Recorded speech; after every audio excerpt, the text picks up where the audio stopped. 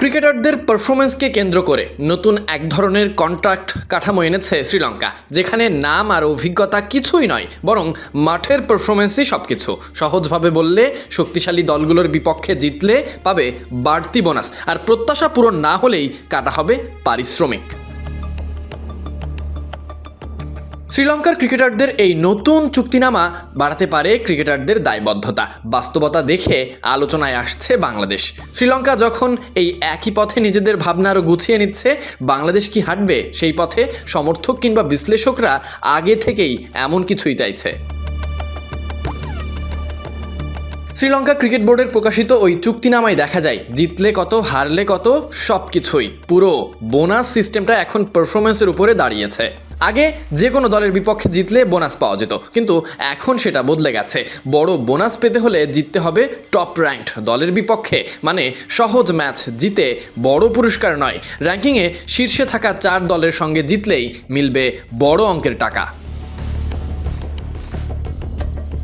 আরও একটা গুরুত্বপূর্ণ পরিবর্তন হলো হোম আর অ্যাওয়ে পার্থক্য।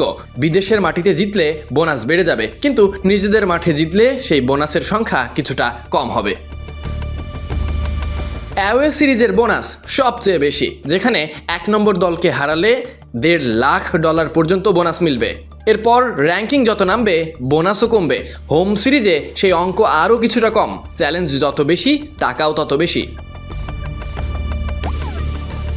ওয়ানডে আর টি-20তেও একই নিয়ম, তবে টি-20তে হোম অ্যাওয়ে দুই ক্ষেত্রেই বোনাস প্রায় সমান রাখা হয়েছে।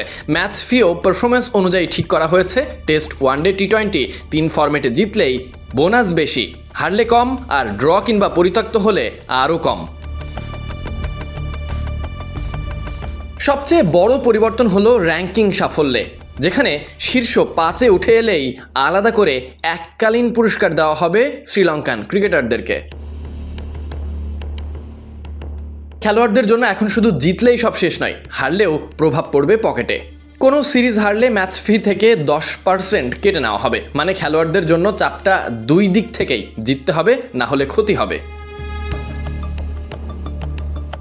এর বাইরে বাড়তি কিছু সুযোগ রাখা হয়েছে। প্রতি ম্যাচ জিতলে আলাদা ম্যাচ ফি আছে, অধিনায়কের জন্য বাড়তি পারিশ্রমিক রাখা হয়েছে। ক্রিকেটারদের এই সিস্টেমের মধ্যে নিয়ে আসার কারণ একটাই, দায়িত্ব বাড়ানো। হারের শাস্তি প্রদান, শুধু খেললেই হবে না, ম্যাচ জিততে হবে, সিরিজ জিততে হবে, বড় দলের বিপক্ষে পারফর্ম করতে হবে। এমন লক্ষ্য নিয়েই এগোতে চাই শ্রীলঙ্কান ক্রিকেট।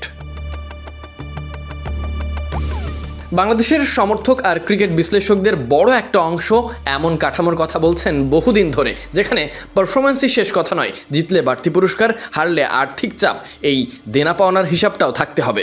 এই সব কিছুর মধ্য দিয়েই বদলে যেতে পারে দলের মানসিকতা। অনেকে মনে করেন নিয়মিত পারফর্ম না করেও যারা পাচ্ছেন সমান সুযোগ সুবিধা, তাদের সংস্কৃতি বদলানো দরকার। কঠিন প্রতিপক্ষের বিপক্ষে জিতলে বেশি বোনাস, বিদেশের মাটিতে সাফল্যে বাড়তি স্বীকৃতি, এসব হলে খেলোয়াড়দের ফোকাস আরও ধারালো হবে। বাংলাদেশ কি হাঁটবে সেই পথে? Sadique Ahmed Sunny, BD cric time.